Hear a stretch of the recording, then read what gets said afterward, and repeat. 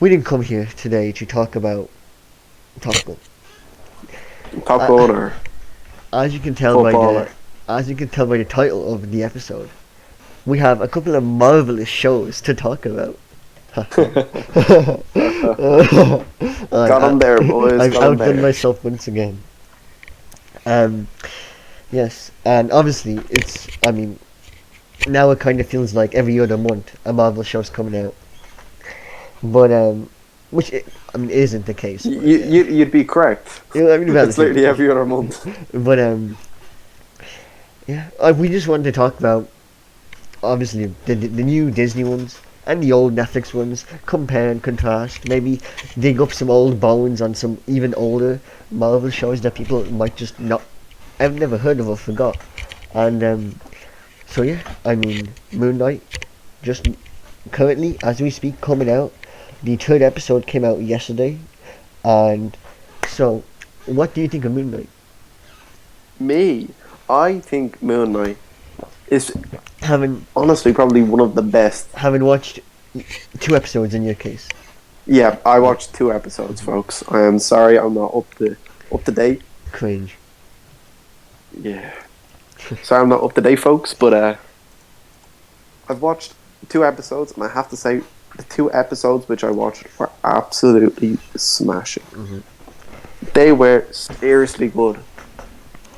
Like just the character, the setting, everything. The Everything acting, was spot on. the acting The is acting especially. oh, it's The acting especially. it's Your man is seriously good at it. so just to give a brief introduction to if anyone who doesn't know what Moon Knight or who Moon Knight is, given that's a relatively obscure comic book character.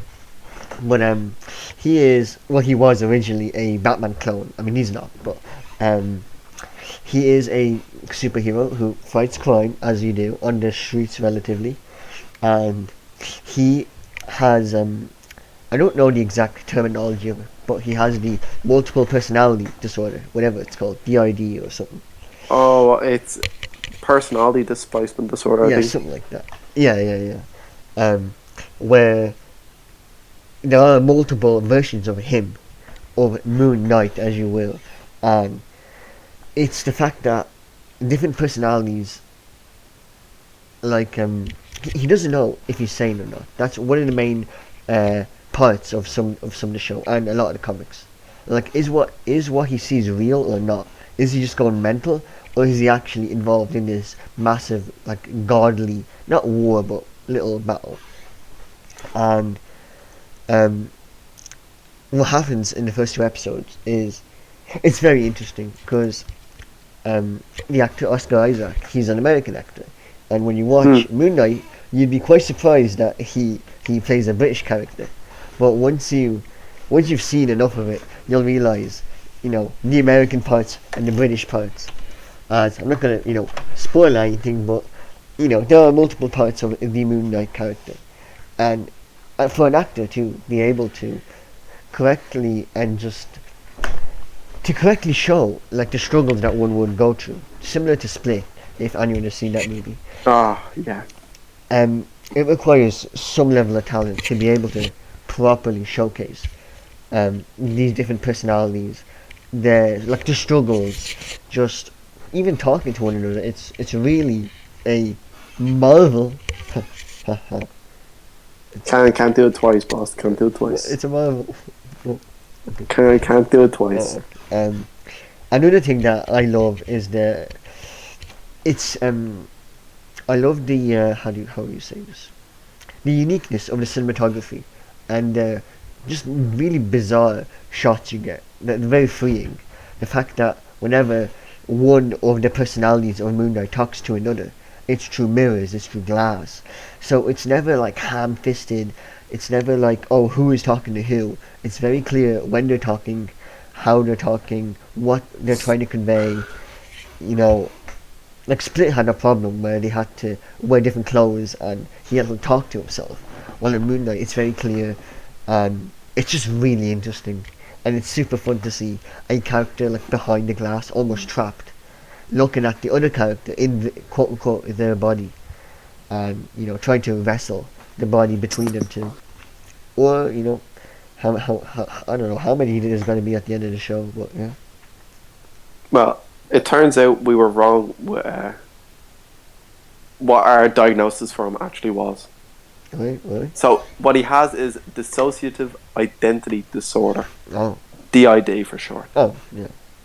Oh. And this is where it's not like personality disorders wherein he takes on certain traits from different personalities. Yeah. No, this is entirely different characters. Yeah, people. Entirely different people. If any of you have watched it, I don't know if you have. I don't even know if you have. But if anyone has watched it, I feel it's very similar in its approach to this mental illness. Mm-hmm. Like the show Legion. Oh, Legion, yeah. Where he suffers with hundreds, if not thousands, of these personalities, Yeah. and they take over at certain times. That's one complaint I heard about Legion, that it's just too much personalities, too confusing, too hard to keep track of who's who, which Moon Knight does not have that problem at all. It's very clear, very concise, exactly who's who and everything. Like, I have to say, your man Oscar Isaac, he smashes it. He's so good. It's like I've never seen someone in a TV show, like a Marvel TV show, no less, be able to take on two and because I've only watched the first 2 episodes, 2 if not maybe more characters, and it's like you can tell it's not a cheap show as well. Well, we'll get onto it later, but Hawkeye is a show I've seen 1 episode of, and I will see it all, and sadly. But I don't want to say Hawkeye's cheap, but you cannot compare it budget-wise, effects-wise to Moon Knight. I mean, Moon Knight is like a proper MCU big-budget movie. Like the monsters, the suit, the CGI, everything looks phenomenal. While Hawkeye is just average. It's very, very average. It's painfully average, and that's what's just... Apart from the play, I did like the play in the first episode where they act out the Avengers. the Avengers play. Yeah, that was nice, but it's a very average show. The fighting is average, the writing is average, but Moon Knight, you can tell the work has been put in. Even the advertising, Hawkeye was... I didn't get any ads for Hawkeye. I never saw Hawkeye ads really. Oh, I saw really? a good few Hawkeye ads. I saw a couple. Moon Knight. I was always getting Moon Knight ads. Day and night Moon Knight ads all the time. On buses, on the sides of bus stops. Moon Knight everywhere, and it's clear they want this to succeed. And I mean, I'm pretty confident that this will succeed. You see, I don't see as much people talking about it. That's the weird thing. For such a good show, I don't actually see that many people talking about it. Definitely more people talking about it than Hawkeye. Yeah, you can talk about anything other than Hawkeye. But yeah, I mean, it's definitely... I mean, it's always going to be compared, which we will assume, to the other Disney Marvel shows. And, I mean, it's never going to be as popular as Loki, which everyone loves Loki, like the character. Yeah. WandaVision, which is important, super important plot-wise, and Falcon and the Winter Soldier, which has Falcon and the Winter Soldier, phenomenal duo, which, is super recognizable, everyone knows who they are. It's like, Moon Knight is almost a gamble. Marvel is seeing, Disney and Marvel are seeing, what lengths are people going to go to watch this obscure character realized in this phenomenal form of entertainment. With these high budgets, they want to see who's going to watch it, how well is it going to perform. And, I mean, hopefully, this is only the tip of the iceberg, I think. I feel, with Moon Knight being successful, and I assume it's going to be very successful, we'll only see the tip of the iceberg of these obscure, weird Marvel characters that are going to be teased and introduced in. Because, I mean, it seems very good, because no one wants to watch a movie about Moon Knight. If you think a Moon Knight movie, no one's going to see that. But a 6-episode show about Moon Knight, oh yeah. People would want to give it a gun, watch the first episode, see what it's about, and then exactly. Yeah, it's a testing ground. Yeah. They want to see what our reaction is for future Marvel projects. Moon Knight didn't really get much mention other than his standalone comics. He was never an Avengers member. Well, maybe he was for a certain period. I think he was. He would. No, I'll get into that in a bit, but no. But he was never a big Titan comic character. You know, he wasn't your Spider-Man. He wasn't your Iron Man. You know, he'd get a limited series and he'd run with that. You know, he's had many different writers, many different everything. You know, he hasn't really stuck himself up until recently. Oh yeah, yeah. With the announcement of this show. Yeah. I think 10 years ago there's a very popular one where Jeff Lemire it like lent into his like madness a bit more. Where he was stuck. I think he was stuck in an insane asylum. And like by day and by night he'd do Moon Knight stuff. And that was like very apparently people loved it, and it was very, and oh yeah, it really inspired this show apparently, just the way everything looks and acts. I'll whip up on the screen a funny little image of what Moon Knight is in the comics. If you can see that. So, well, in the comics, Moon Knight is like, it's more unhinged because it's the comics. I'll just briefly mention this, and then we'll move on. But in the comics, it's how do I say?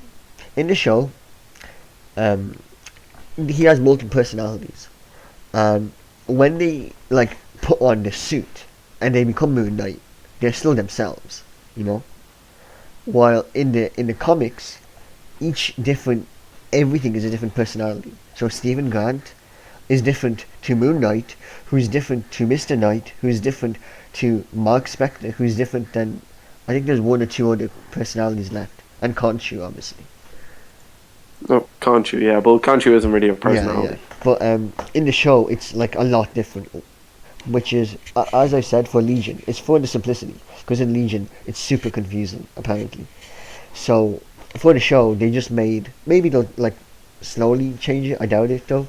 It's, when Moon Knight turns into Moon Knight, he is, oh my god, do I say it or not? Is it a spoiler? Is it not a spoiler? Like the first 2 episodes. I'll just say, yeah. Alright. When Stephen Grant turns into Moon Knight, the person he turns into is a different personality. But that personality is not Moon Knight. It is whatever that personality is, And when the suit comes on, it's still the person with a suit on. It's not a new personality, how it is in the comics. If you know what I mean. Yeah. Yeah. But yeah, Moon Knight is fantastic. So, how would you where would you rate it currently? Obviously, 3 episodes in. How would you compare it to the other Marvel shows? Disney Marvel shows. That's always going to be a tough one. The easy that comparison. will always be a tough one. Yeah. But I have to say, I'm going to give it, on the first 2 episodes, basis on the first 2 episodes, I'll give it a 8.5. I'll give it a solid 8.5. I think 8.5 is a good rating. Yeah. Obviously, it can go up. And how would you rate it in comparison to the other Marvel movies, like the Disney movies? It's definitely above Hawkeye. Oh, I mean, there's no questioning. Basically, I'd say if anyone's watching, don't watch Hawkeye. Just don't watch Hawkeye. Yeah. You don't need to watch Hawkeye. You don't need to watch Hawkeye. I'd squeeze it actually in between WandaVision and Falcon and Winter Soldier. Be just in between the both of them. I think it's better at the moment than Falcon and the Winter Soldier. Mm-hmm. Just in terms of, I'm not going to say in terms of uniqueness, interest, and I would say uniqueness. Moon Knight is something different.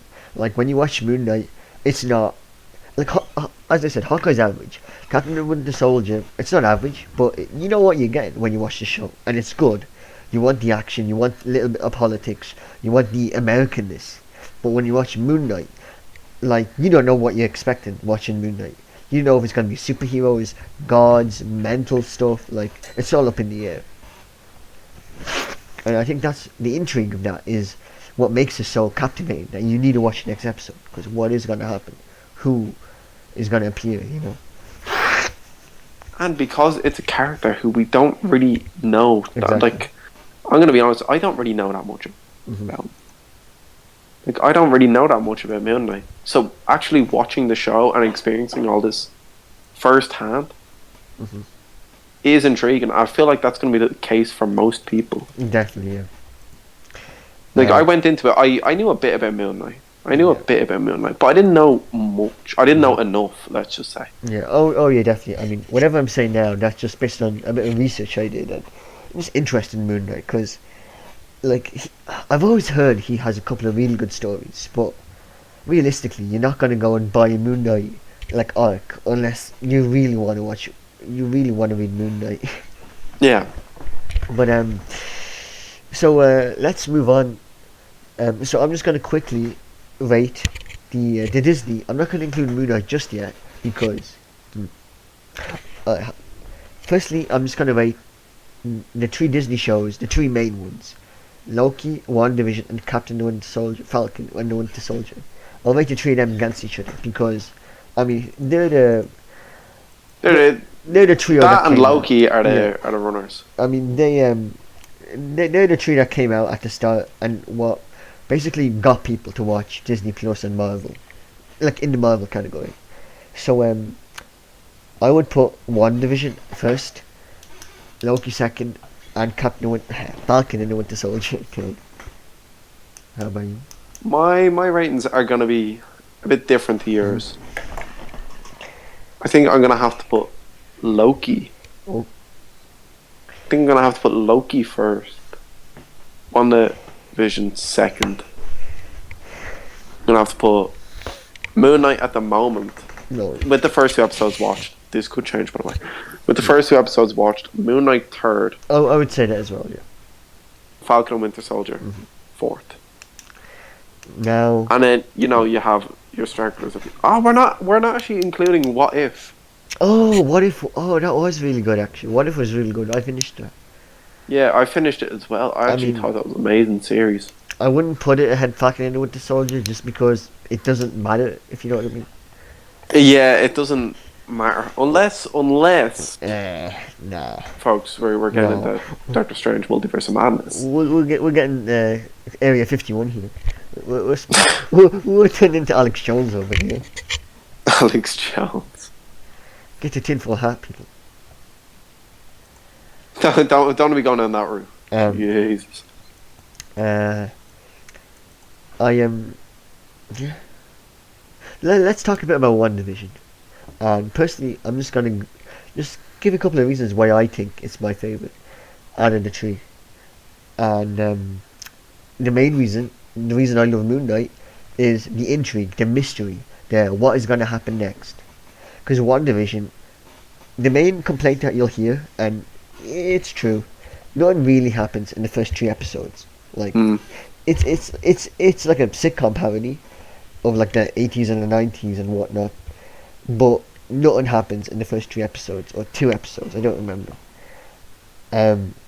Which, I mean, it is a shame that you have to compromise like an hour to make it interesting, but I feel like once you watch the first 2 episodes, you're hooked, in my opinion anyway, because you want to know what's going to happen. You're aching for that bit of action, for that bit of dialogue, for like who's behind the radio, who is doing this, who is doing that. It's like the WandaVision is like a big mystery, like the show.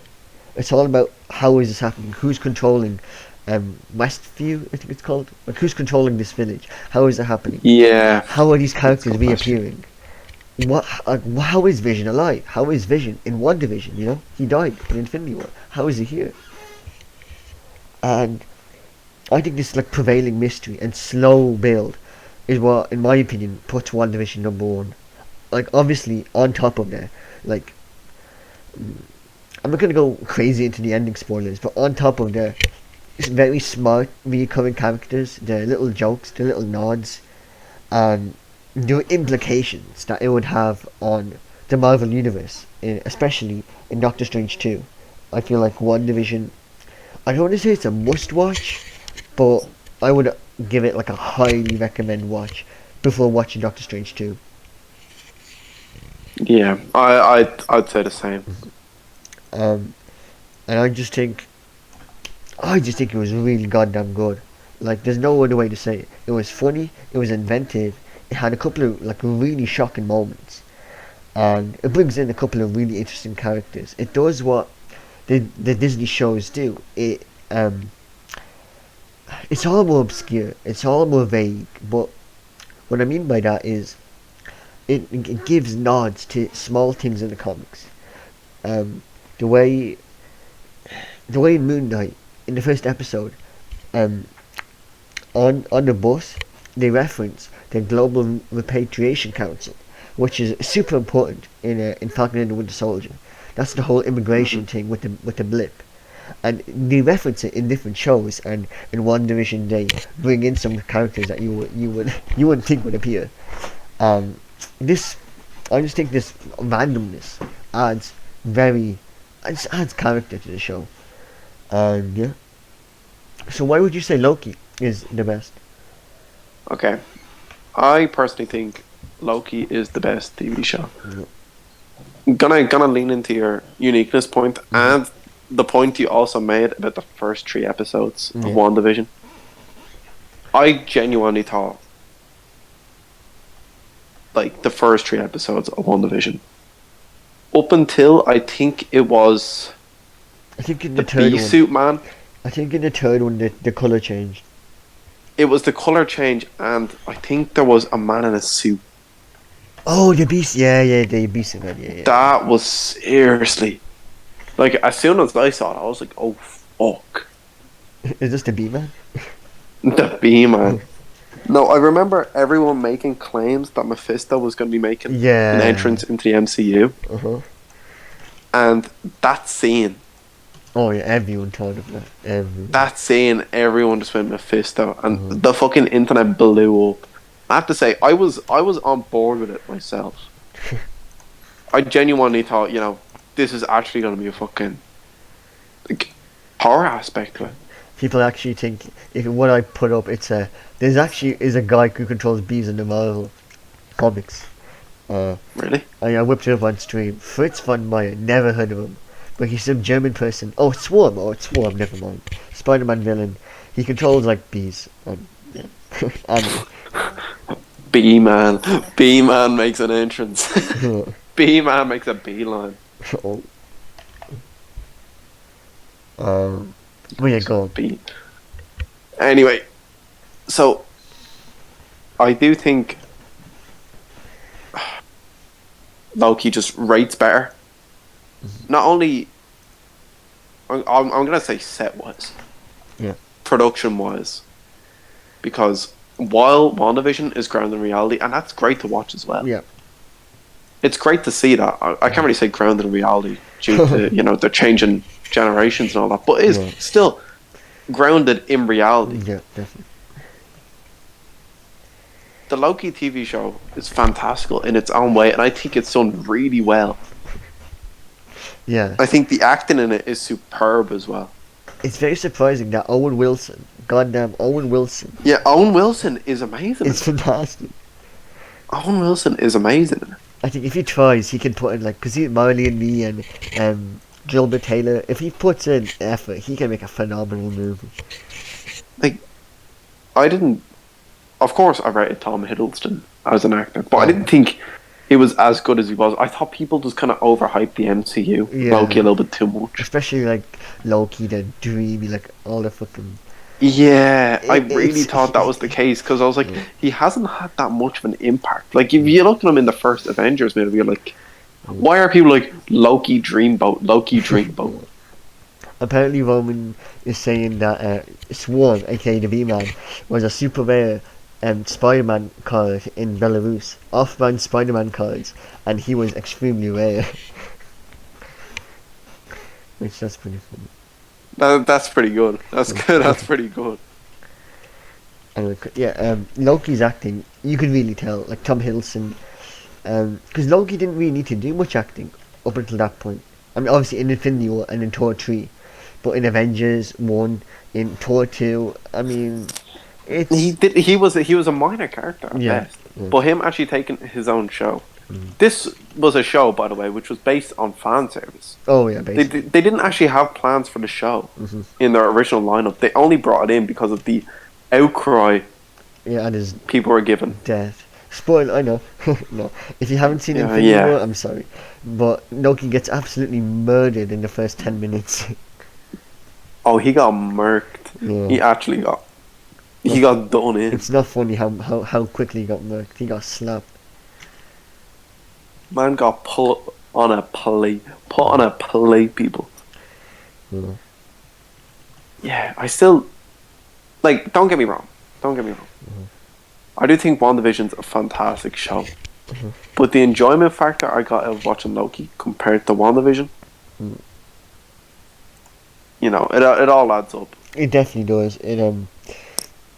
Yeah, like, it's got. I mean, the effects in Loki are phenomenal, and like WandaVision, it does have that mystery of who are the what is happening with the timeline, who are the Time Variance Authority, the TVA, who are they? Why is this happening? How is this happening? Who has not caught them this time? Why are they so powerful? And yeah, I can definitely see why someone would love it. I think the whole Miss Minutes thing, the Kang the Conqueror, they're bringing him in. I thought that was The ending is, see, I was a bit confused by the ending. Like, I understand it, but watching it live, I was confused. I felt like they could have delivered it a bit better. Or maybe they said his name. I was watching it and I was very confused. what, that they killed him and No, I just didn't understand who he was. I was like, who is this? Like, I knew who Kang was. Not many people will, and not many people will. That's my problem. An average person does not know who Kang the Conqueror is. Most people listening, if anyone's listening, I doubt anyone here knows who Kang the Conqueror is. Mr. Who has a million different timeline versions of him. I doubt anyone knows who this man is. Obviously, comic book readers know, but so watching it, me knowing who Kang is, I was completely like, who is this guy? What the hell? I think maybe, obviously, I do like ambiguity. I'm not one to, tell the viewer exactly what is happening. But maybe if they referenced him a bit more, so you can get who he is, or if he dropped a name or something, because I didn't really know who he was. And watching that, I was like, is he important? Is he not important? I didn't really get it up until after I watched it, and I realized that oh shit, that was Kang. That was like Avengers level threat Kang. that's fair enough. I do think they could have. Yeah, they could have made it a little bit. More. This is a big. Yeah, it didn't feel big important. threat. Like, what I like. Bear in mind, Loki itself is a very self-contained MCU show. Yeah, very. Yeah. It's a very self-contained one. So for them, I knew they were going to bring him in because he is a time villain. Yeah. You have your different types of villain. You have your head-on villain. Mm-hmm. So like your Loki in Avengers 1. You have. Well, what am I going to say? Like your mystical villain. Yeah, like Dormammu. Dormammu. But you also have your time villains. Yeah. Like, Kang the Conqueror would be a time villain considering he's based in the future. And then you got it's very similar to what's the name of the show again? DC show. DC show. Peacemaker. That one. No. Time show. Time DC. Oh, it's in the Flashverse. DC Legends of Tomorrow. Legends of Tomorrow. Yeah, it's a very. What would you say? Kang is a very Legends of Tomorrow kind of villain. Yeah. That villain he's based in the future. He corrupts timelines. He takes over universes that way. So yeah, I mean Loki is great, but yeah, I think we need to go onto the Netflix. Yeah. Well, I just want to just very very briefly say why just very briefly mention why is what is it called, Captain Winter Soldier that low? Why do we think it's not that great?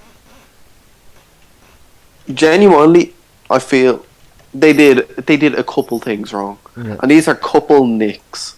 Mm-hmm. Bear in mind, I do think fundamentally it's a good show. Yeah. But when you get down nitty gritty, it can't be above WandaVision, and it can't be above Loki. The standard both of them set, like both of us put them in first and second. Yeah. Like the standard both of them set, I don't think Falcon and Winter Soldier hits that. Yeah.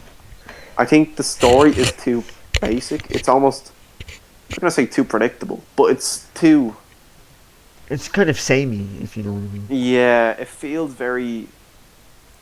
Yeah, it feels very MCU. It feels. Bear in mind, it's a TV show, so they could have as much or as little MCU impact as they possibly want. Yeah. So if they went balls to the wall with it, Yeah. I feel like I could have put it top of the table. Yeah.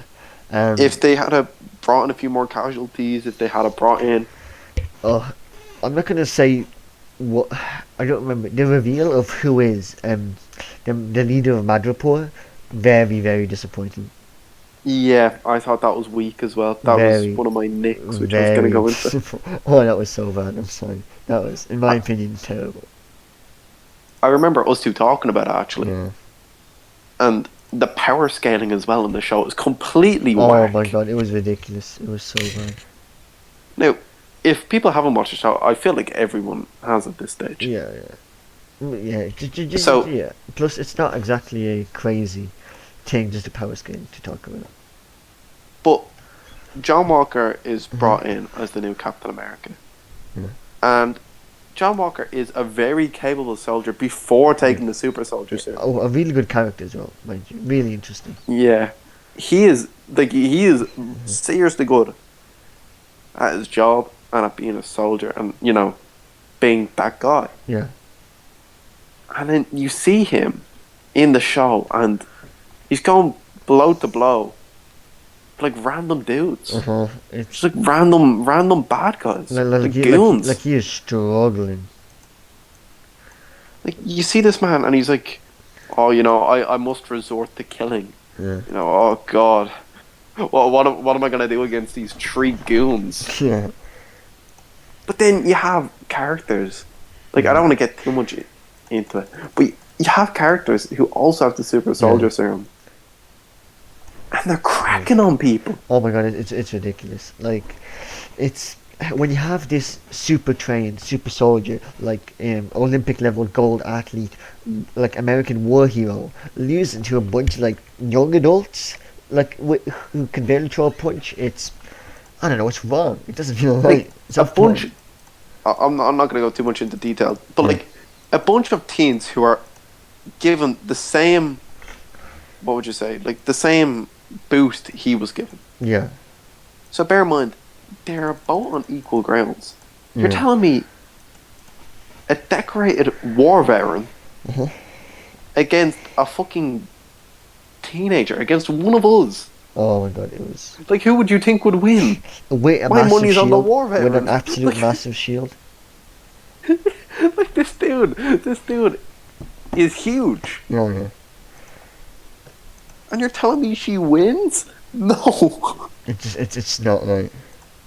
And look, not too spoilery here. Yeah. But Falcon has no boost whatsoever. He's still just a plain regular god. Yeah. You can't tell me he gets a training montage and he's able to knock out 7 of these super soldiers. It's weird. But John Walker is struggling. It's just the fact that like he's throwing the shield like he's Captain America, but he doesn't have the super soldier serum.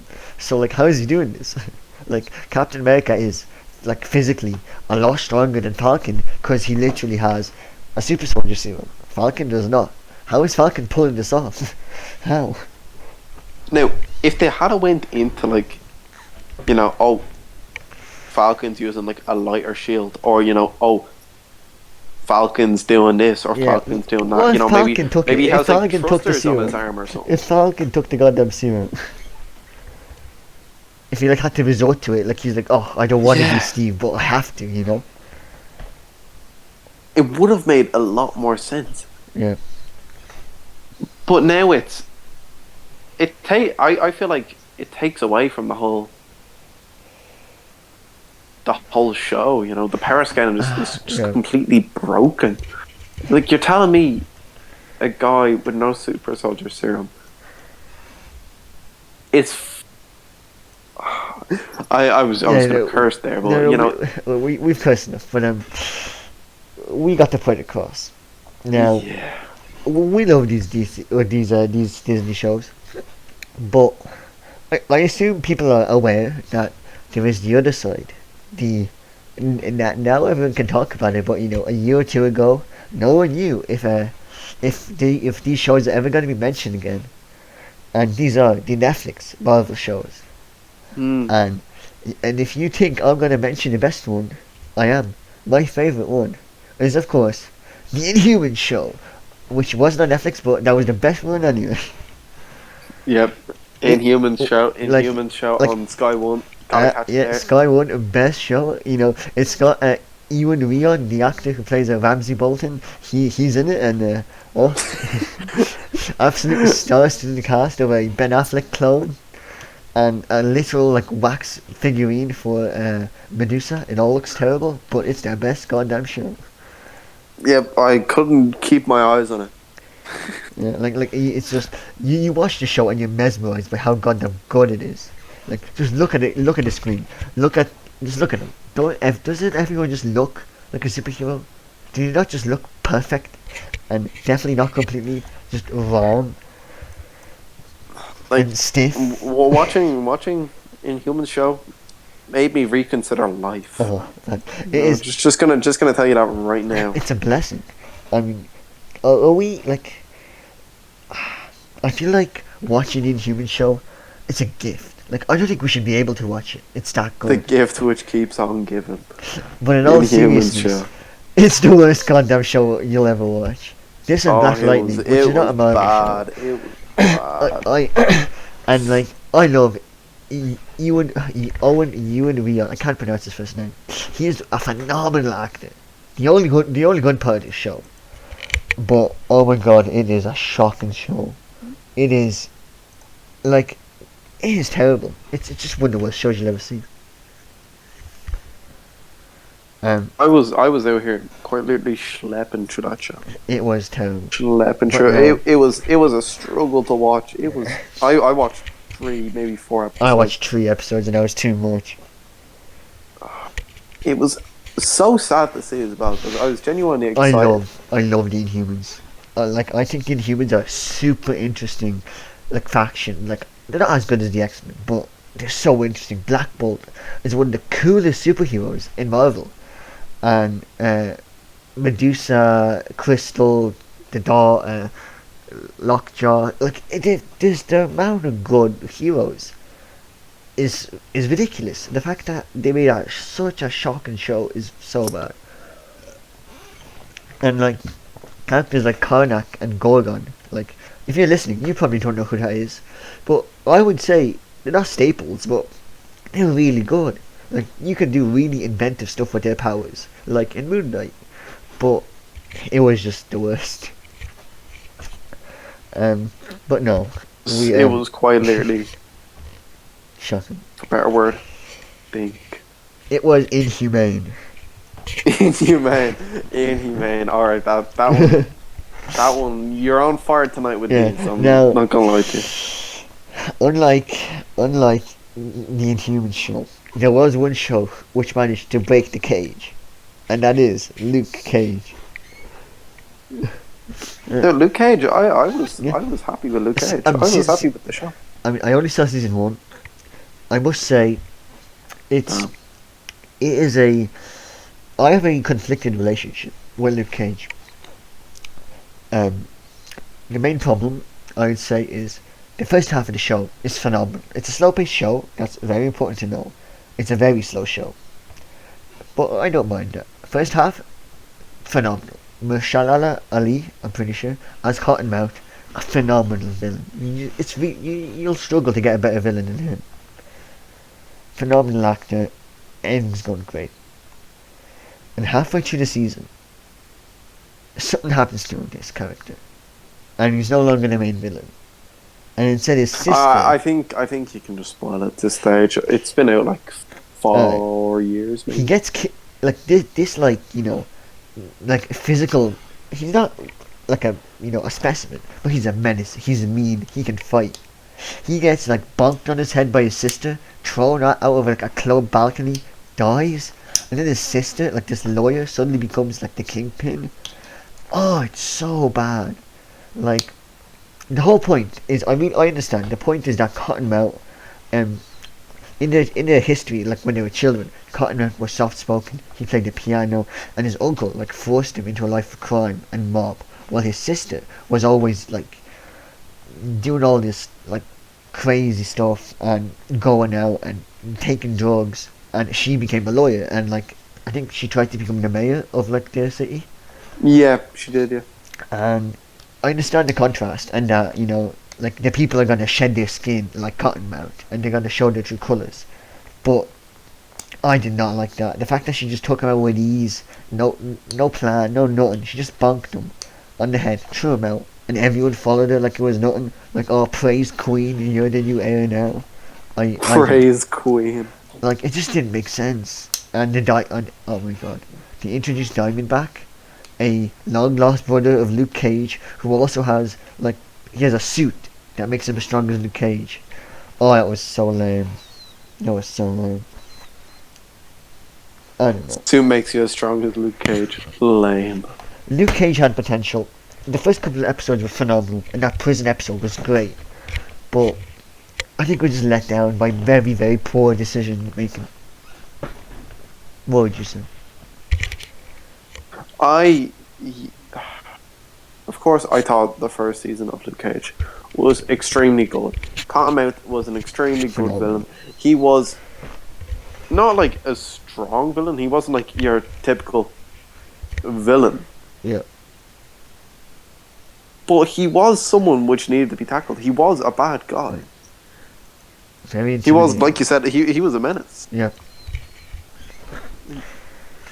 Man had the drugs going. He had, people in his pocket.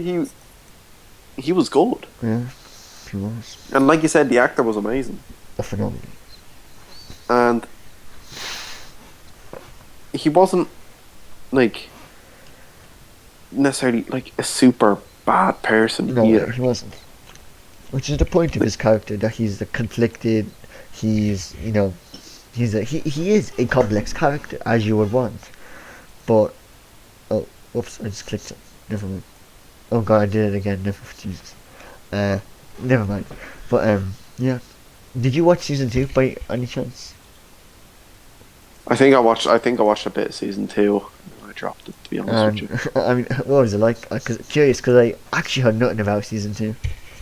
Yeah, it was probably why you didn't hear anything about it. To be honest, it was. I'm gonna say, it was just boring. It was honestly just boring.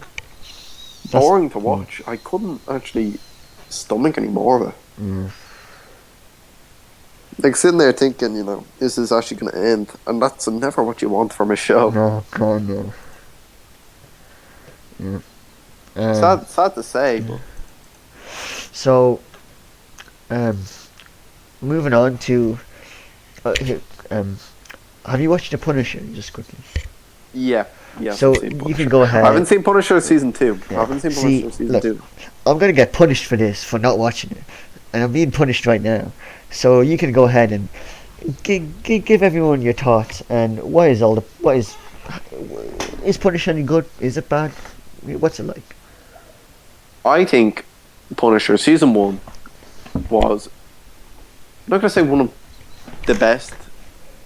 I'm gonna call it the Defenderverse, because it's not actually an MCU anymore. Yeah. If you didn't already know, it's not an MCU, but it is. Yeah, it's very complicated. Very complicated. Let's hopefully if that's the case, we're gonna have to tie MCU TV verse, MCU Defenderverse. It's all very up in the air. Yeah, very icky. Like you could say, like the Daredevil appearance and all that. It's all weird. I mean, we know Matt Murdock is in MCU. That's confirmed. That's confirmed. But is it actual Defenderverse? Yeah. Daredevil, or is it just their version of? It's very complicated. So yeah, is Punisher season one just blood, guts, gore, shooting, or is there like a you get to see like the deeper, darker, but also sadder, humane side of Punisher? Look, I yet again was never really a major fan of Punisher. I Yeah, always thought he was a cool character from the neat. comics, but I'd never go out and buy an issue or anything like that. Yeah. I'd just watch like a comic explained or do Uh-huh. something like that. You know, you'd hear about him popping up in the comics. You know, good friend Spider Man, Yeah. a few runs with Daredevil, a few runs with Deadpool. Yeah. But you know, I always just thought he was the cool army guy. Mhm. But I have to say, the Netflix show did him right.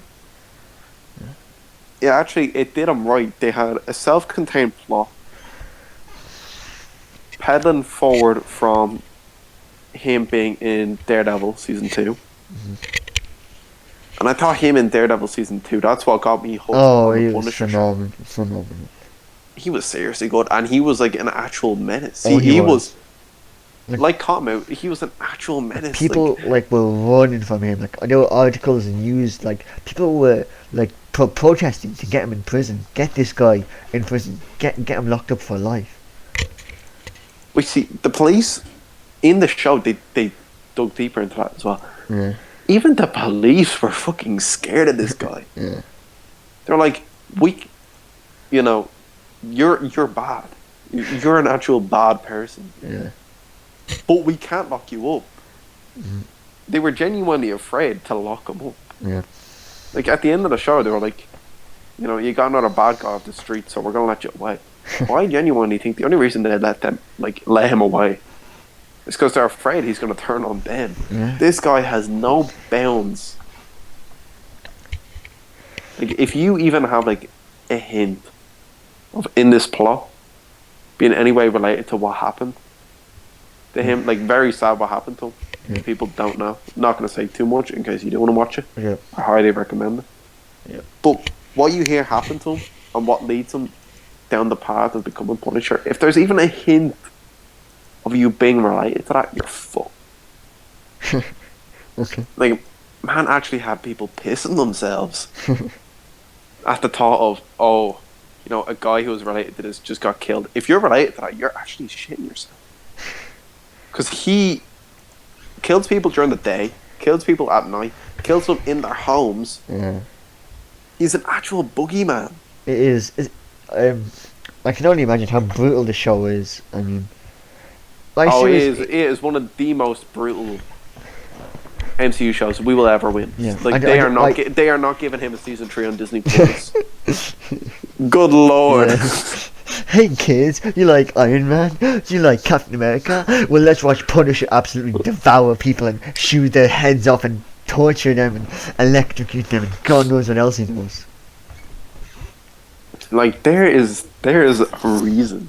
There is a reason I mean, why all the news outlets in America were going fucking mental when Punisher season 1 came out. They were like, our kids can't watch this. Good lord, our kids can't watch this. even when the Marvel shows, when they went to Disney Plus, there was like a the Disney parents were like, how could you, like, obviously it's 18s plus, so you have to be like specifically like registered to watch it, like it's not on kids accounts or average accounts, like you have to make sure to click it. But people were like, how could you put this, there's so much violence and so much this, and I mean, yeah, there is. Yeah, it's pretty crazy. I mean, when your comics, like Punisher comics, are parental advisory content, you know some absolutely ridiculous, just ongoings is happening in there. It's just brutal. But yeah, I think this may be yeah, I mean, Punisher's great. And he appeared from season 2 of Daredevil. And Daredevil is the show that started it all. It is the Marvel show, the original. And I actually wouldn't say the best, and I'll get to that later. But it is iconic. I'd have to say it's iconic. If you think of Netflix, you think of, personally, if someone said, name the most iconic Netflix shows of all time, I'd say Stranger Things, even though I haven't watched it. it's like, Netflix. I'd say, I can't think of any others, but the main one I'd say is Daredevil. I think Daredevil was massive for Netflix. And when people watched it, they were like, oh my god, this is what superhero movies can be like. They can be brutal, but also interesting, super emotional, super, huge consequences. People die, people get scarred for life, they never return. Punisher appears and goes crazy. It's an absolutely phenomenal show, which, it started it all. And there's a reason people would say it is the best Marvel show, because it's these obscure characters. People know who Daredevil is, but if you ask someone before the show who's Daredevil, they wouldn't know. Maybe they saw the terrible Ben Affleck movie and they could say, oh, it was that horrific movie with Ben Affleck and whoever played Elektra.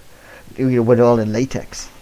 But they made this relatively obscure blind superhero into one of the most emotional and just powerful, just sheer exciting superheroes that there is out there. That is an achievement and a half, I'd say. Bear in mind, he isn't given any power-ups. He isn't given anything. He literally just has to fend for himself. Yeah. Of course, he was given training as to be expected. Of course, you can't just have some random dude. But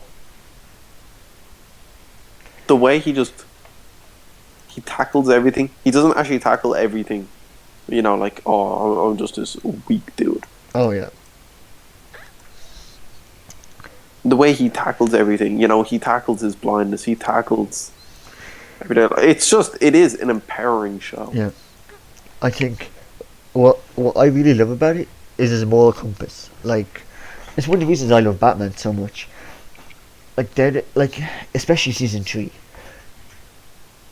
Daredevil's moral compass is constantly challenged throughout this show. Should he kill his should he kill the villains? Would it work? Is it better? Who is he as a man? If he kills them, season 3 really delves into his religion, which I think is a phenomenal part of his character and a really interesting take, which you very very rarely see in superheroes. But how does his religion impact him? How is he as a man? Who is he as a man? And how does his actions define him? And if he crosses the line, does he become like Punisher? And is Punisher a man at this point? What is this Punisher? Is he just a machine willing to kill people? Will Daredevil become that? Will he push himself to the limits? Is Kingpin, gonna be the person that will break Daredevil? We'll just have to find out, don't you? Couldn't have said it better myself. Everything about his character is perfect. The MCU adaptation, Charlie Cox does an amazing job. Phenomenal. An amazing job. I think he's probably one of the best choices they could have made. They couldn't have made it better. For Daredevil. Bear in mind, people didn't really know who Charlie Cox was before Daredevil. Definitely. Nobody. I didn't know who he was. He's British. He's got a full-on English accent. Yeah. And he played this Daredevil perfectly. Yeah, perfect. I still don't know any projects other than Daredevil. Which I'm looking at on the internet, and he's in a lot of movies, but I don't know any of them. Killing Bono. He's in Killing Bono. Killing Bono. Yeah. Bam. Fella wants to kill Bono. Oh my god, Robert Sheehan is in that movie. Goddamn Nathan from Misfits, and what the hell? He's in a lot of underground projects. Wait, he's in a lot so of is stuff. so is Jessica Jones. She's in Killing Bono. A lot of people. And Killing Bono is actually a crazy movie, I guess. And it's got that guy from he's in Black Mirror and some other stuff. Anyway. I'm gonna let you talk about your favorite. I already know which one it is. Oh yeah. I'm gonna let you talk about that one. I'll just take a 2-minute out, So and I'll be back. while my co-host is gone, I am going to talk about, personally, my favourite, which not many people would say, my favourite Marvel show, and that is Iron Fist, baby. His hand glows, and he's got Colleen, and he shares the powers, and he's just the best. He's cool. The actors from Game of Thrones, it's phenomenal. Obviously, it's not Iron Fist. It is season 1, because I only watched the first season.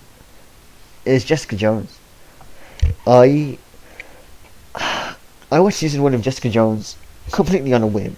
I thought, I had watched Luke Cage at that point. I hadn't watched Daredevil yet. And I thought, Jessica Jones, I heard of this show. I might watch it. And I very offhandedly watched it, like while playing a game. And it was so enthralling, so captivating that I had to watch. I had to put down everything I was doing at that point and go watch this show on the big screen, on the TV, because I just couldn't. I couldn't. As someone who loves games, I just couldn't play. I couldn't play anything until I had watched the episode or whatever I was doing, and that happened. That progressed to the entire first season. As I mentioned before, throughout this entire podcast, I love mysteries. I love good detective stories, like Batman and a bit of Moon Knight. And Jessica Jones is, in my opinion, like the best detective story in a show that's not Sherlock. It with superpowers, like it's like she is a, for anyone who doesn't know, because everyone knows Daredevil, he's a superhero, he beats people up. Luke Cage beats people up. Punisher beats people up. But Jessica Jones, she doesn't really beat people up. She is a PI, a private investigator. And she goes around the city, and she's not really, she's not known. She doesn't have much money. She just makes ends meet by, maybe someone's cheating on their fiance, or someone, did this or did that, some small crimes that she's just checking up on as like a PI. She doesn't use her powers, which she does have powers, unlike Daredevil and Punisher. And what really transforms this show is the villain. Because we've talked about good villains. We've mentioned Cottonmouth. We've mentioned some villains. Daredevil has some good villains. Kingpin. But in my opinion, the best Marvel villain to date, better than One Division, better than Moon Knight, better than anything, is Purple Man, which is a funny name, also known as oh my god, what's Purple Man's name? Also known as Zebediah Kilgrave, played by David Tennant, is the most menacing, but also the most interesting and intriguing villain. That, honestly, it's one of the best villains you've ever seen in a show to this day. Purple Man is phenomenal, and he's such a simple villain. It's ridiculous how they got him right. His powers are that he can influence you through his speech. It's like pheromones in a way, where it's not exactly telepathy, but he can slowly control you. I mean, he can control you when he talks. And oh Jesus. Oh, sorry, that was me. Don't mean to interrupt. Absolute booming entrance. Has to make the classic superhero entrance. Sorry about that. But as I was saying, David Tennant, who plays Kilgrave, is phenomenal. I only watched half the show, and that's probably one of the biggest mistakes I'll ever watch. Like, I will get back to it. I will get back to it. Watch the full thing, true and true, because Purple Man, David Tennant, Kilgrave, he is seriously good. He is seriously good. He makes your skin crawl. Like we said, Cottonmouth is good. This guy he's creepy, he's intimidating, but he's also kind of, you want to know more about him. Why is he acting like this? Why is he treating Jessica Jones so horribly, so brutally? Why is he so, he's not insane. Well, he is insane, but he has these like flashes of normalcy, his flashes of what he wishes life would be like, and then he obviously goes pretty mental. And the way they deal with Purple Man, a kind of comical villain in a way in the comics, how serious he is, how intimidating he is. I mean, Jessica Jones is a very dark show. What he does to Jessica Jones is not light at all, and what she sacrifices to fight him is phenomenal. And the dynamic between Jessica Jones, played by Kirsten Ritter. She's in Breaking Bad as well. Phenomenal actress. Yep, Breaking Bad. Breaking Bad. The dynamic is phenomenal. His intimidation, the fact that Jessica Jones, she's stone cold. No one gets under her skin apart from Kilgrave, because his powers are literally to talk his way under your skin, and he knows exactly what to say to cause the most problems to her.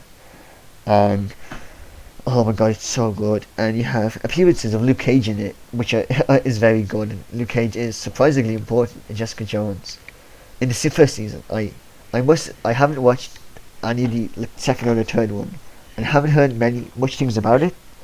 I don't think I will, maybe someday.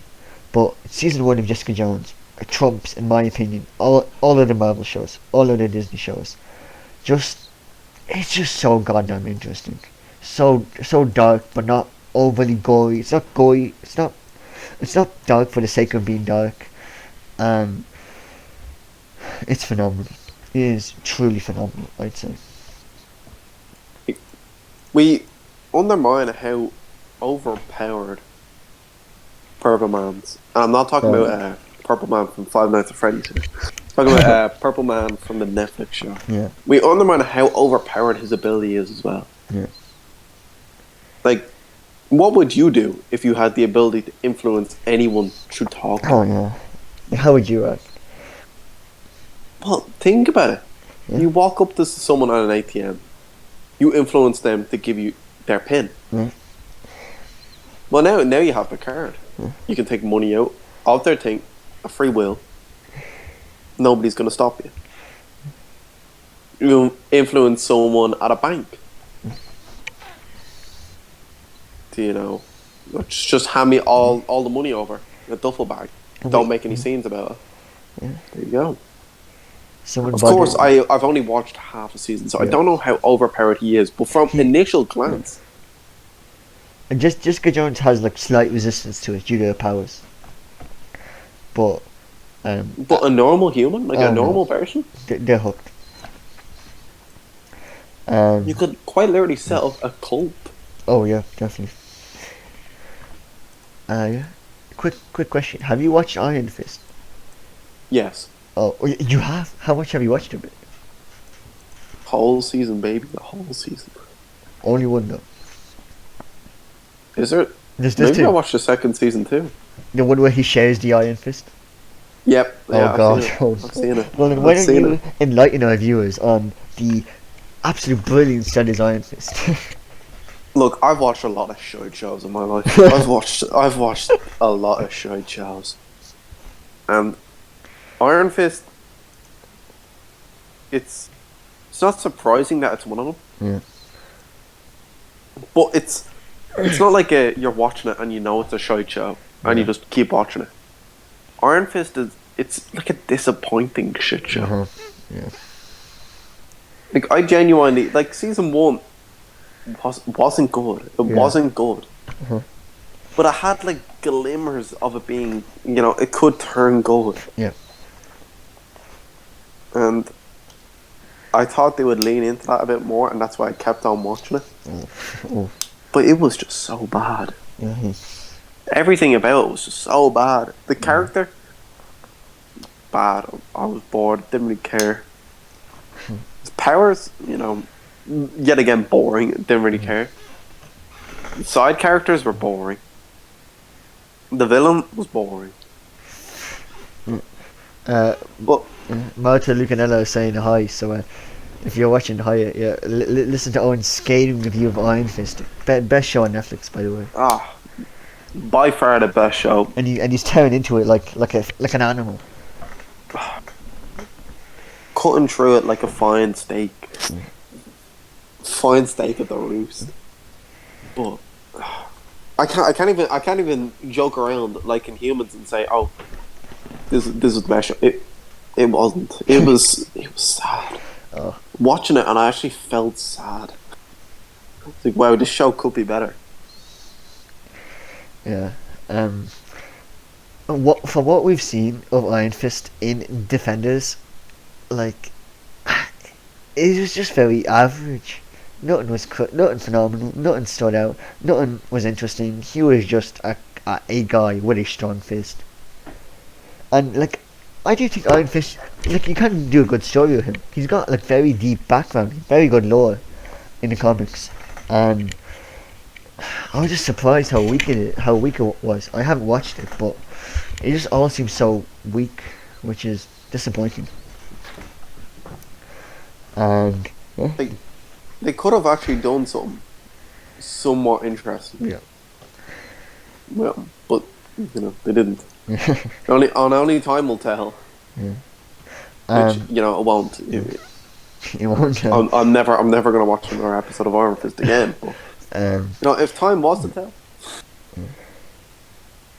maybe they'd be able to do something I interesting. mean, they could bring him into the MCU. We could see Iron Fist in the MCU, baby. We'll talk about that in a sec. But first, let's talk about the last show, the culmination of Marvel Studios' Netflix shows, if you will, and that is Defenders, which, apart from, I'm pretty sure Punisher is not in it, but it includes all the other heroes.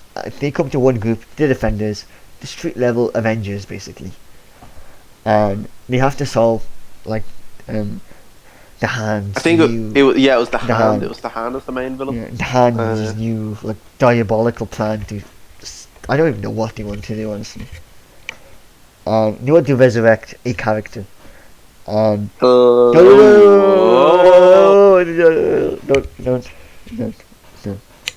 Almost took an L on that one. Yeah. An L. L. But and I thought Defenders was okay. A lot of people said it was terrible. Said it was useless. What's the point? Boring. I thought it was passable. I enjoyed it for what it was. It wasn't great, but I thought it was enjoyable. It was a thumbs up for me. I won't watch it again, but I didn't hate watching it. I wasn't disappointed. I thought it was okay. Me, on the other hand, like you said, I'm not gonna watch it again. For the life of me, I'm not gonna watch it again. Yeah. But I have to say, like, it wasn't bad. No. It wasn't bad. Like there's no major thumbs up going for. I think the best, because I still remember. I think the interactions between Jessica Jones, Daredevil, and Luke Cage were great, and when the Defenders have to go like into the big office building where Daredevil is just wearing his his scarf mask, and Jessica Jones and like Luke Cage are there. I think that was really good. I thought the fights were good. I thought that was pretty good. Though the story and the ending was pretty weak. Pretty bad. Yeah. Though it does lead into Daredevil season 3, which is phenomenal. So who do we really have to thank for Daredevil season 3? We don't need to thank the Defenders show. Praise the Defenders season 3. The introspective Matt only happened because of Defenders. Probably one of the best seasons of Daredevil. I'd say Only the best, happened yeah. because I mean, yeah. because of Defenders, baby. I mean, if you think about it, the ending catalyzed how Matt feels. So yeah, let's just very quickly rank the Marvel shows. So you give yours. I would say. Just quickly. Quickly. So, no, are we including Disney ones? Because it's seven Marvel shows. Let's culminate it all and rank. Let's rank all the Marvel shows. A culmination, quick fire. I did, yeah. Fate of the universe. Yeah. Aliens got the death beam on Earth. I'd say Loki, WandaVision, Daredevil. Loki, WandaVision, Daredevil, Luke Cage season 1. I'd say Falcon and Winter Soldier. Yep. Then after that, I mean, does it really matter after that? Not really. No. Not really. After that is the rest. You know what the rest are. We know what the rest are. Yeah. Yeah. I would say. I actually don't really know what I'd put number one. I honestly, I'd put Jessica Jones season 1 number one. Yeah, you were saying that. I don't agree with it, but I you were would put saying Jessica Jones season 1 number one. I'd put Daredevil season 3 number 2, and then WandaVision, then Daredevil, then Loki, because we've had a lot of Daredevil. You can soak up the character. Then Loki, then hopefully it's going to be Moon Knight. Then Falcon and the Winter Soldier, Defenders, Luke Cage, and then Luke Cage is low on the list. I really hated that goddamn twist middle of the first season. I thought it was terrible. I was really let down by that. I really let down by that. But and then as we said, the rest, like Hawkeye and Iron Fist, and I haven't seen Iron Fist. And, where would you put Punisher actually? Because you never seen. Punisher, actually, I would put Punisher season 1. Because I haven't seen Punisher. It's honestly a tough one. I think it's below Falcon and Winter Soldier. Oh. You know, it is up there if you get me. Like I'd say one below Falcon and Winter Soldier actually. Okay. Still good. Still like yeah. a solid like 5th place. So like there's a lot of shows, and one we're not taking too like. Well, one I think we're taking too harshly, I should say, is What If. Oh yeah, What If? I don't know. We keep on forgetting about What If, but I genuinely think that was a really entertaining show. It's better than Defender. Oh, sorry, it's better than Luke Cage. I don't know if it's better than Defenders or not. I'd put it there. I wouldn't put it higher. Like at the same level as Defenders, I wouldn't put it higher than that. I think it's above Defenders for me. Above it. Yeah, I can see how it can do that. Yeah. Now, everything about it, I just thought it was a seriously good show. Yeah. Seriously good. And it's not like one of them shows. It's kind of like Black Mirror. Oh yeah, it's up very until the ending. Yeah, the ending is pretty crazy.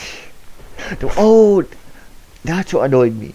What If had an episode cut, the Gamora episode, the Gamora character in the last episode. There was never an episode for that. Oh yeah. Yeah, I was like, what the hell? Who is this guy? Who is this?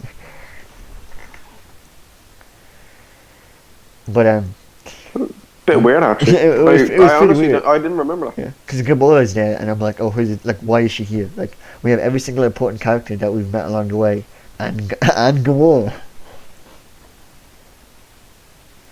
I'm pretty sure there was problems with like getting the voice actors together, but bear in mind, it was like a COVID show. Yeah, it was a COVID show. Yeah, but yeah, I think now we can go on to for the last couple of minutes how we think they're going to introduce the Netflix characters, and if all the characters are going to be introduced into the MCU.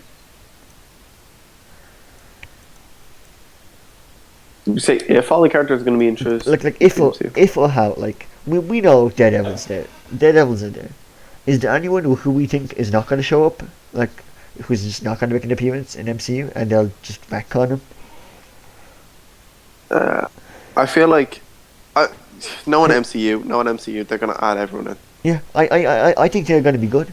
I think everyone's going to make an appearance, and I kind of hope that they do a Midnight Suns Defender combo.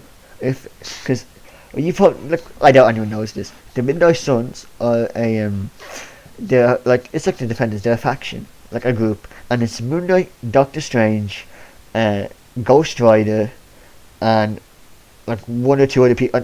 Blade and Morbius. No, I don't think Morbius is going to appear. Blade and Morbius, huh?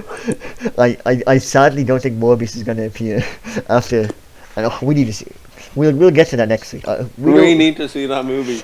I don't think Morbius is going to appear, but I really hope that they make like a group that contains like Moon Knight, Daredevil, Jessica Jones, Luke Cage. Like it's the Defenders and Moon Knight and like Blade and Doctor Strange. Because it doesn't even have to be Doctor Strange, but listen, I want Moon Knight and the Defenders to form a group because Moon Knight is a street level hero. I think it would work. Yeah. I think so too. Maybe like a Marvel Red Band. Yeah. Because Moon Knight isn't a kiddies hero. Oh yeah, no, he kills people. Like he's no Captain America. He quite smoked literally like in the first episode. People murks people. That's what I love. Quite literally murks people. That's another thing. Moon Knight is the first Disney show to be 16 plus. Like it's got full on blood in it. Like not like Thanos. Oh, I drop a blood, or a bit of Captain America blood, or Iron Man blood. Like he literally has someone's brain in his hands in the first episode. Like there's, like, it's not gory, it's not Punisher. That was really unexpected for me actually, because I thought most Disney shows, like I thought WandaVision was 16s. Was it? No. No, I don't think it was. I think it was 12s. It was 12. But I thought it was 16s. Like watching the first episode, and I was like, oh, it's not gonna be much blood, guts, and gore. There's literally a scene, and it was expertly done, where there's literally a dude in like a back of a van with his head blown out. You're like, what the fuck? Oh yeah. Literally just sitting there, and like this is done off screen, so it's like a split second. Like, it's obviously not Daredevil and Punisher brutality, but it's still pretty brutal. Like it's like you like to see it. It's like it adds a level of, like, I don't want to say realism, but like Moon Knight's got to kill people. Like, that's what he is. Of course, he's gonna end up murdering people. He's a goddamn psychopath sometimes. So yeah, how do you think they're gonna introduce like Jessica Jones, Luke Cage, Punisher, God forbid Iron Fist? Oh, God, No, God forbid. I think they can do Iron Fist well. I think he can do well. I feel like if put in the right hands, they could do him well. I think. But if not, I think they'll introduce Jessica Jones the same way they introduced Daredevil, because it's like because they have because like she's a PR, she can just be purchased, like her services. So I feel like it's gonna be I can't think of like an example, but what are some movies coming up? I can't think of any ground movies. I feel like the best way to add them in is doing like a street level hero. Yeah, that's what I'm trying to think. Who's like a ground level hero? Like, I think they're making an America Chavez movie. She probably won't. No, I think they're making a TV show. Oh, Miss America, isn't it? Yeah, something like that. No, Miss Marvel. Oh, Miss Marvel. Oh, wait, that's different though. America Chavez is not Miss Marvel. They're different. Oh no. I'm sorry. Yeah, I'm thinking. Yeah. I'm thinking two different characters here. I was thinking of Miss Marvel. Yeah, Miss Marvel is no dear. America Chavez. She's gonna be in the new Doctor Strange, isn't she? Yeah, she is. Alright, I've got the list. Alright. I think Jessica Jones could appear in Blade or in She-Hulk. In She-Hulk, most likely. She-Hulk would work. Because She-Hulk would make a lot of sense. She-Hulk's a Daredevil could appear in She-Hulk again as well, because they're both lawyers. They had a thing in the comics as well for a while. Yeah. That's pretty cool. I wouldn't start looking up Daredevil like She-Hulk now, I do think they had something, because they were both lawyers and they both had like running arcs. Like She-Hulk is a street level. Yeah, she's street level. Yeah. So maybe you've got to have like you can have a couple defenders in there. Yeah. I think I don't really know how they can introduce Iron Fist. I mean, you could just throw him in. However, I genuinely believed they were gonna bring Iron Fist in the Shang-Chi movie. Oh, that would have been so. They could have really. Oh, that would have been good. I don't think it wasn't confirmed. They had the rights to do it though at the time. It was only a month ago, March 13th, when it went from Netflix to Disney. Yeah, that's why I was saying that. I don't think they had the rights to do it. I bet you, if they had the rights, when they're showing like different people fight, like A-Bomb fight one. I was just about to say that. Yeah, if they had the rights, they would have brought him in then. Because bear in mind, he's a billionaire. Yeah. Who also likes to fight? He wouldn't need to be fighting for money, but it could be the same as Wong. Yeah. Like Wong isn't necessarily fighting for money; he's just fighting, just to fight. Yeah.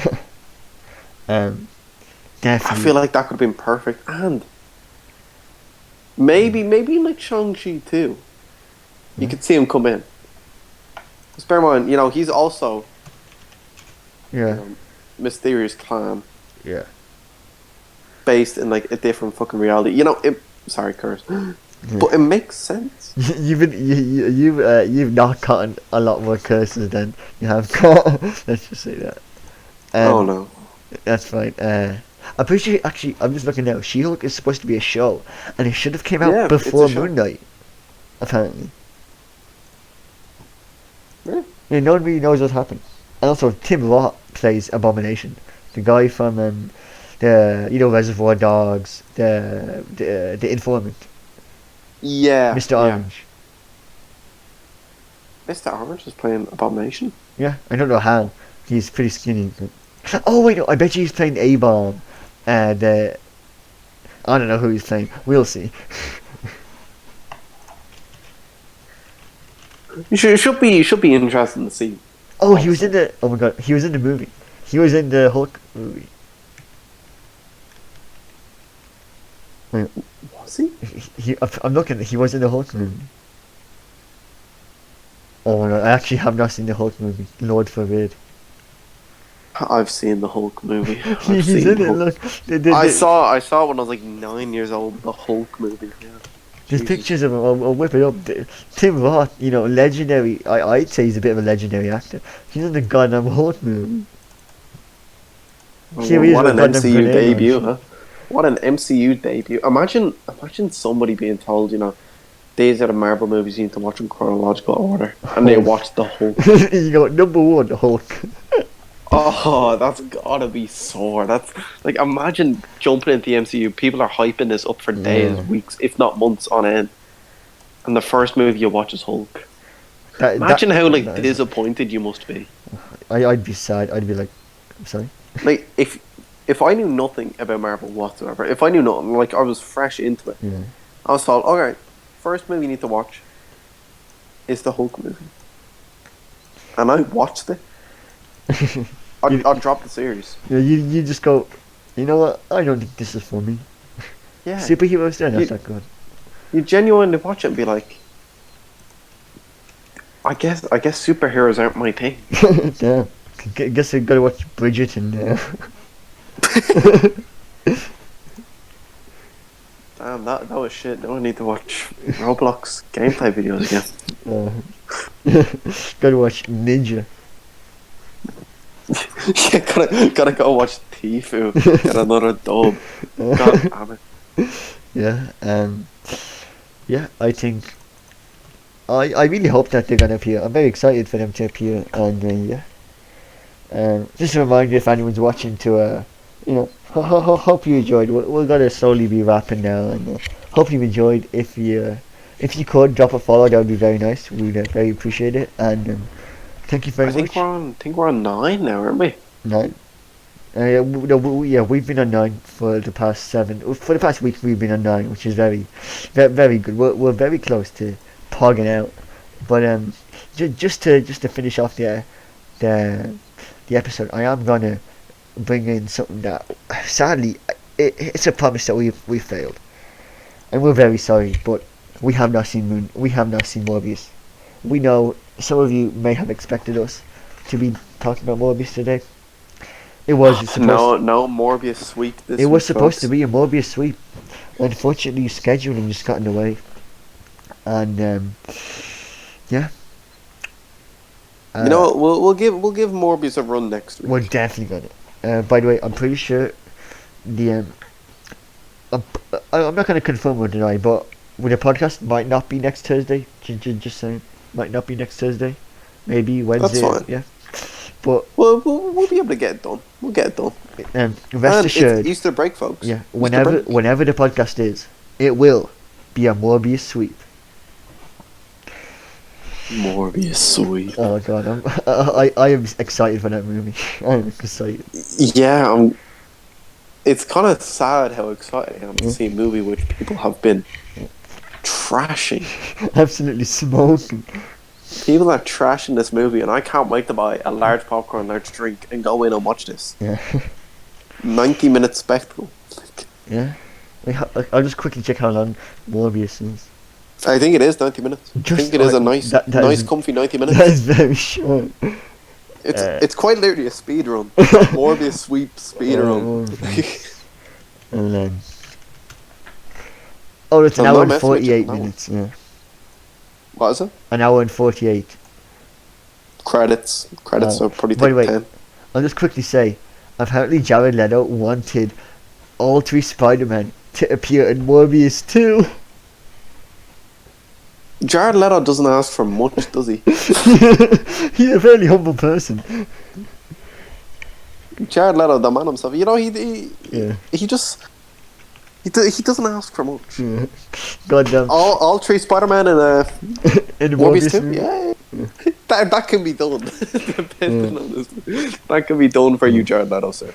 Jared Leto will be like, Spider-Man, how the hell are you? Jared Leto be like, this No Way Home business pretty good. Imagine what all 3 Spider-Man would do in my movie. Sadly, Jared Leto did peak in American Psycho. Yeah. It's so good though. So good. How do you... Paul Allen, how do you do so well? And then, quite literally, Joker, which we talked about in the first episode of this, podcast series, which I do suggest you check out. It's impossible to check out the first episode. The first episode I forgot you scuffed it. Oh, the first episode, I'm very sorry, the first episode is not available to anyone. But tomorrow, this episode will be on YouTube, and the VOD will be up straight away if anyone wants to check it out on Twitch. More than welcome. I'll just leave everyone on a note that... Actually, wait. Have you...